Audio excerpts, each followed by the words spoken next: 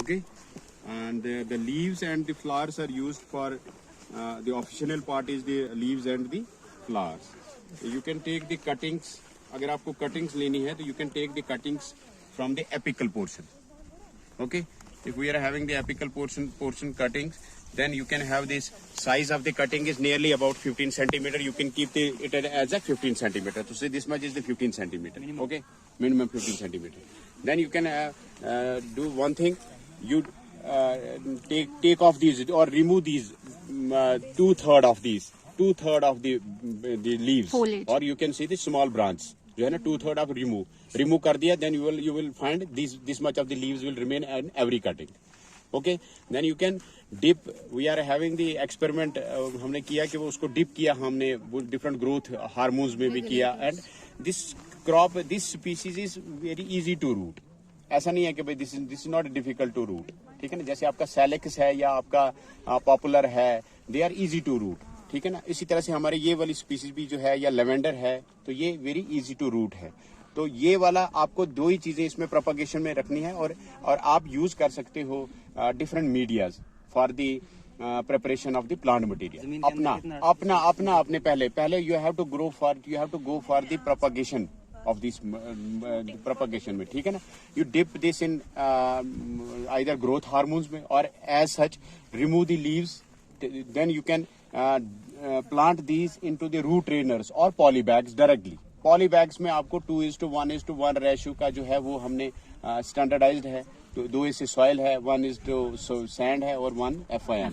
लेकिन अगर आपके पास कोकोपीट है या परलाइट है तो वो कितना हमने रेशियो किया था?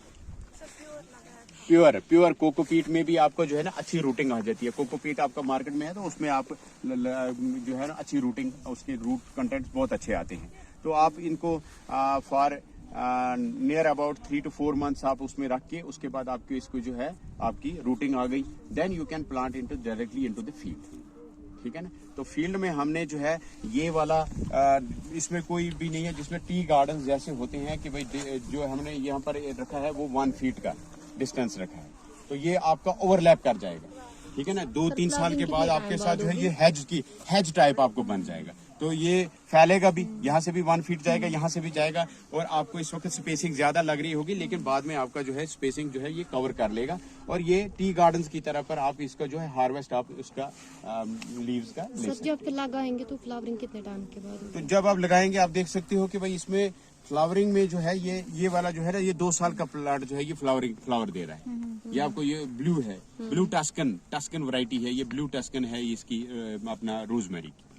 तो ये वाली जो है ये हमने एज अ बिजनेस मॉडल जो है यहाँ पर एक रेडी किया है कि भाई ये आपका डिमॉन्स्ट्रेशन प्लॉट्स हैं कि भाई आप इसको एज अ बिजनेस में आप इस तरह की लैंड अगर आपके पास है जिसमें कुछ भी नहीं हो रहा है, जिसमें आप एग्रीकल्चर नहीं कर सकते हो, जिसमें आप हॉर्टिकल्चर नहीं कर पाते हो, जिसमें आप ओलोरिकल्चर नहीं कर पाओगे, तो ये वाला ऑप्शन है. क्योंकि इस क्रॉप को ज़्यादा पानी नहीं चाहिए, ये क्रॉप जो है ड्राई एरियाज में आ जाती है, और इसके लिए आपको एक यूनिट है जो आपने डिस्टिलेशन यूनिट लगाया है. ये डिफरेंट कैपेसिटीज़ के आते हैं, ये 50 kg है तो 5 kg से लेकर 50 kg तक के कैपेसिटी के आते हैं, जिसमें आप ये लगा के उसके बाद आप इसको आप हार्वेस्ट करके आप ऑयल भी निकाल सकते हो, मिस्ट आपका बन जाएगा. और आपको अगर ऑयल नहीं निकालना है तो आपका जो है इसका कट करके आप इसको टी बैग्स में प्रिपेयर करके और आपके जो इसका पाउडर बना के वो भी आप एज ए स्पाइस यूज कर सकते.